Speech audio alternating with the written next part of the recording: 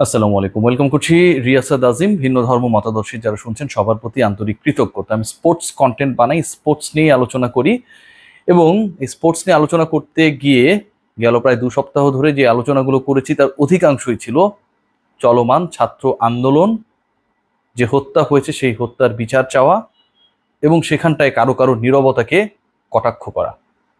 আমি স্বীকার করছি আমি কটাক্ষ করেছি।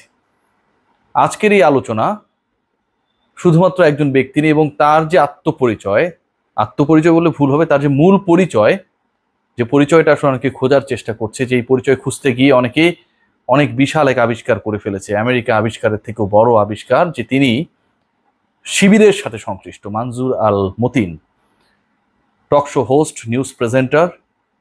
এরপর আমরা দেখলাম মনজুর আল মতিন তিনি আইনজীবী হিসেবে তিনি রিট দায়ের করলেন এবং পরবর্তী সময়ে পুরো আন্দোলনের ডাইমেনশনটা সেটা দিয়ে চেঞ্জ হয়ে যায়।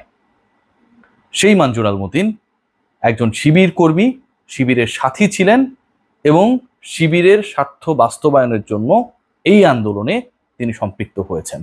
সেই মনজুর আল মতিন যিনি গান, যিনি বাদ্যযন্ত্র বাজাতে পারেন, যিনি নজরুল ভক্ত, যিনি মিছিলে দাঁড়িয়ে থাকেন, সমাবেশে দাঁড়িয়ে থাকেন, যখন ছাত্রদের ছিনিয়ে নেবার চেষ্টা করে পুলিশ কিংবা অন্য কোনো আইন শৃঙ্খলা রক্ষাকারী বাহিনীর সদস্যরা, তখন ঝাঁপিয়ে পড়েন রক্ষার জন্য।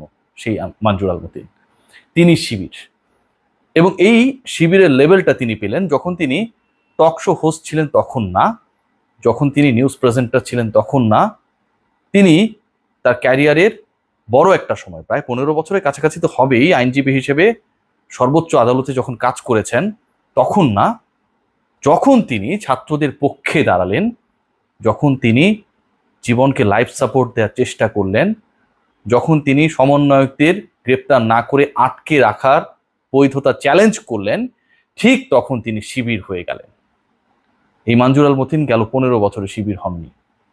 যখন তিনি ওই পার্টিকুলার রিটের মাধ্যমে আদালতের কাছে প্রতিকার চাইলেন, নিরস্ত্র আন্দোলনকারীদের উপর গুলি বর্ষণ না, এই অধিকার কারো নেই, কারো জীবন নেবার অধিকার রাষ্ট্র কাউকে দেয় নাই। তিনি যখন প্রতিকার চাইলেন, সমন্বয়কদের যদি গ্রেপ্তার করা হয় সেটা একরকম, যদি না করা হয় তাদের রাষ্ট্রীয় আইনে সাংবিধানিকভাবে আটকে রাখার অধিকারটা কারো নেই, যখন এই প্রতিকার চাইলেন তিনি শিবির হয়ে গেলেন। খুব ইন্টারেস্টিং, খেয়াল করে দেখবেন তাকে এই ট্যাগটা লাগানোর ক্ষেত্রে আমি একটু ব্যাখ্যা করছি আমার জায়গা থেকে, cause I am from university of Dhaka. আমি আমার এই পরিচয়গুলো নিয়ে খুব বেশি আলোচনা করি না, আমাকে নিয়ে অনেকেই কন্টেন্ট করেন, তারা সেই জায়গায় অনেক ভুলভাল তথ্য দেন, কিছু তথ্য ঠিক থাকে। আমি ঢাকা বিশ্ববিদ্যালয়ের ছাত্র এবং মনজুর আল মতিন আমরা খুব কাছাকাছি সময়ের ছাত্র, খুব কাছাকাছি সময় আমরা একই বিশ্ববিদ্যালয়ে পড়াশোনা করেছি। ঢাকা বিশ্ববিদ্যালয়ের আমি জহুরুল হক হলের স্টুডেন্ট। মনজুর আল মতিন, তাকে শিবির ট্যাগ লাগানোর ক্ষেত্রে ব্যবহার করা হয়েছে সার্জেন্ট জহুরুল হক হলের নাম। তিনি সেই হলের আবাসিক শিক্ষার্থী ছিলেনই না, কখনোই ছিলেন না। সার্জেন্ট জহুরুল হক হলের হয়ে আমি টানা 2বার জাতীয় বিতর্ক প্রতিযোগিতায়, বাংলাদেশ টেলিভিশনে যেটা হয় বিশ্ববিদ্যালয় পর্যায়ে, দলনেতা হয়ে শ্রেষ্ঠ বক্তা এবং চ্যাম্পিয়নশিপ অর্জন করেছি। বাংলাদেশের রেকর্ডটা কারো নাই, আমার আছে। মনজুর আল মতিন তাদের যে বিতর্ক সংগঠন, তিনি যেই ক্লাবের হয়ে বিতর্ক করতেন সেখানটাও তিনি জাতীয় টেলিভিশন বিতর্কে অংশগ্রহণ করেছেন, এবং কখনোই তিনি জহুরুল হক হলের অংশগ্রহণ বা জহুরুল হক হলের ছাত্র অ্যাটাচমেন্ট কোনোটার সাথেই তার কোনো সম্পৃক্ততা ছিলই না। শিবির ট্যাগ দিতে গিয়ে তাকে এমনভাবে, মানে তাড়াহুড়ো করে কাজগুলো করা হয়তো, পরিচিত করার চেষ্টা করা হয়েছে। বাংলাদেশের অসংখ্য মানুষ তো এটা জানবে না, এই ট্রু ঘটনাটা জানবে না যে তিনি আসলে কোন হলে অ্যাটাচ ছিলেন। তাকে জহুরুল হক হলের অ্যাটাচমেন্ট দেখানো হয়েছে, বলা হয়েছে, নানাভাবে প্রচার করা হয়েছে। এর থেকেও ইন্টারেস্টিং পার্ট, তার নাম হচ্ছে প্রীতম, পয় দীর্ঘইকার তম, ডাক নাম। তার বাবা মা কিংবা তার আত্মীয় স্বজন, কাছের মানুষেরা সেই নাম ধরেই তাকে ডাকেন, আমরাও ডাকি প্রীতম বলি। সেটাকে প্রীতম বানিয়ে দেওয়া হয়েছে। প্রীতম, আমাদের একজন গায়ক ছিলেন প্রীতম, এখনো আছেন, প্রীতম বানিয়ে দেওয়া হয়েছে।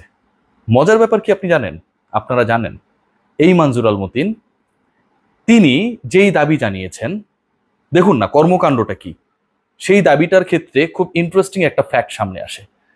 সেটা হচ্ছে জীবন রক্ষা করা।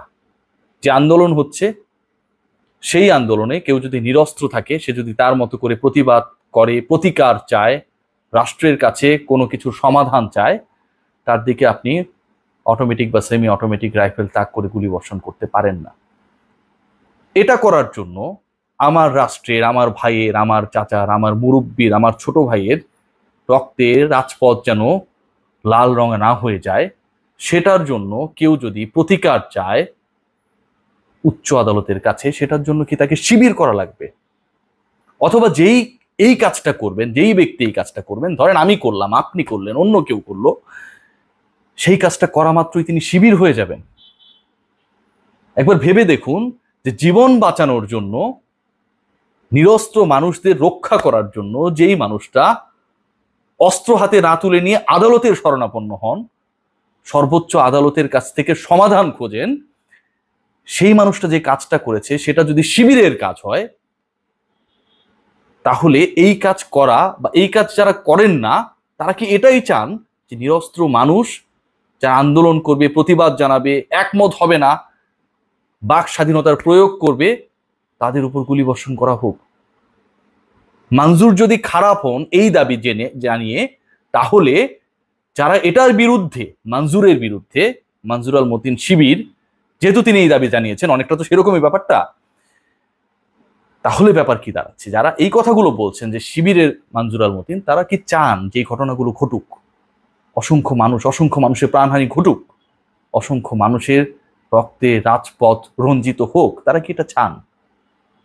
যদি মঞ্জুর আল মতিন শিবির হন, আমার আরো বিনীত প্রশ্ন, তার মতো করেই তো একই দাবি জানাচ্ছেন, হত্যার বিচার যে রাস্তায়, রাজপথে স্লোগান দিচ্ছেন আমার প্রিয় ঢাকা বিশ্ববিদ্যালয়ের শিক্ষকেরা, শিক্ষার্থীরা, আমাদের পাবলিক বিশ্ববিদ্যালয়, প্রাইভেট ইউনিভার্সিটির টিচার্স এবং স্টুডেন্টসরা, আমাদের সুশীলেরা, আমাদের সংস্কৃতি বিকাশের সাথে যারা জড়িত রয়েছে, সাংস্কৃতিক কর্মীরা। আমরা যদি খেয়াল করি যে মামুনুর রশিদের মতো একজন ব্যক্তি রাস্তায় নেমেছেন, মোশাররফ করিম রাস্তায় নেমেছেন, আমরা যদি খেয়াল করি মোস্তফা সরোয়ার ফারুকীরা রাস্তায় নেমেছেন, প্রিন্স মাহমুদরা প্রতিবাদ করছেন, তারা সবাই শিবির। এই বাংলাদেশে এই মানুষগুলো শিবির, কারণ তাদের এবং প্রীতমের, মঞ্জুর আল মতিন প্রীতমের দাবি তো অভিন্ন, একটাই দাবি, রাজপথ রক্তে রঞ্জিত হবে না। এই রাষ্ট্রে আমি আমার সাংবিধানিক অধিকার প্রয়োগ করব, আমার কোনো কিছু পছন্দ না হলে আমি সেটা নিরস্ত্র প্রতিবাদ করব, সেই সময়টায় আমার উপর রাষ্ট্রের কেউ গুলি বর্ষণ করার ক্ষমতা রাখে না, সেই অধিকার রাষ্ট্র কাউকে দেয় নাই। এই বক্তব্য যখন দেন, ঠিক তখন মঞ্জুর যদি শিবির হয়ে যান, তাহলে মামুনুর রশিদ শিবির, প্রিন্স মাহমুদ শিবির, আব্দুল নূর তুষার শিবির, মোশাররফ করিম শিবির, চঞ্চল চৌধুরী থেকে শুরু করে যারা প্রতিবাদ জানিয়েছেন নানাভাবে, নানা আকারে, নানা ইঙ্গিতে, কেউ রাজপথে, কেউ সোশ্যাল প্ল্যাটফর্মকে ব্যবহার করে, তাহলে তারা সবাই শিবির। আপনি তাহলে কে? আমার প্রশ্ন। এই যে আপনি শিবিরের ট্যাগকে নির্দ্বিধায় বিলি বন্টন করছেন, আপনি কে? আপনি চানটা কি? আপনি যদি নিমিষের মধ্যে কাউকে শিবির বানিয়ে দিতে পারেন, জীবন রক্ষা করবার বক্তব্য দেওয়ার জন্য, আইনি লড়াইয়ে যাবার জন্য, প্রতিবাদ করার জন্য, প্রতিবাদী গান গাবার জন্য, আপনি তাহলে কে? আপনার লক্ষ্যটা কি? আপনার উদ্দেশ্যটা কি? আপনি কেন সেই রিটটা করলেন না? আপনি কেন ছাত্রদের পক্ষে দাঁড়িয়ে কোর্টে গেলেন না, বললেন না নিরস্ত্র ছাত্র, নিরস্ত্র জনতার উপর কোনো ধরনের গুলি বর্ষণ কেউ করতে পারে না, এটার প্রতিকার চাই? সেই কাজটা আপনি কেন করলেন না? আপনারা যাকে শিবির বানিয়ে দিচ্ছেন, আপনারা কে? আজকে একটা ভিডিও দেখছিলাম, পূর্ব দিগন্তে সূর্য উঠেছে, রক্ত লাল, রক্ত লাল, রক্ত লাল। সবাই শিবির না? সবাই রক্ত লাল, রক্ত লাল, রক্ত লাল বলে গান গাইছে এবং হত্যার বিচার নিশ্চিত করবার জন্য দাবি জানাচ্ছে। হত্যার বিচার চাওয়াটা শিবিরের কাজ? হত্যার বিচার চাইলেই কেউ শিবির হয়ে যাবে? আর যদি হত্যার বিচার কেউ না চায়, ঘরে বসে থাকে, সে ভালো মানুষ হয়ে যাবে? এরকম ভালো মানুষের আসলে দরকার নেই। বাংলাদেশটা আমাদের সবার। যে মানুষটার বুক খালি হয়েছে, যে স্বজন তার নিজের কাছের মানুষকে হারিয়েছে। আজকে একটা রিপোর্ট দেখছিলাম যে স্বামীর মৃত্যুর পর, ৫ম শ্রেণী পড়ুয়া পানি সাপ্লায়ার স্বামীর মৃত্যুর পর ৯ দিন পর, ১৪ মাস আগে যে মেয়েটার সাথে তার বিয়ে হয়েছিল, সেই মেয়েটাও আত্মহত্যা করেছে। এই কষ্ট বোঝেন? যদি বুঝে থাকেন তাহলে সমাধানের পথ খুঁজি আমরা সবাই মিলে। এই বাংলাদেশটা আমাদের সবার।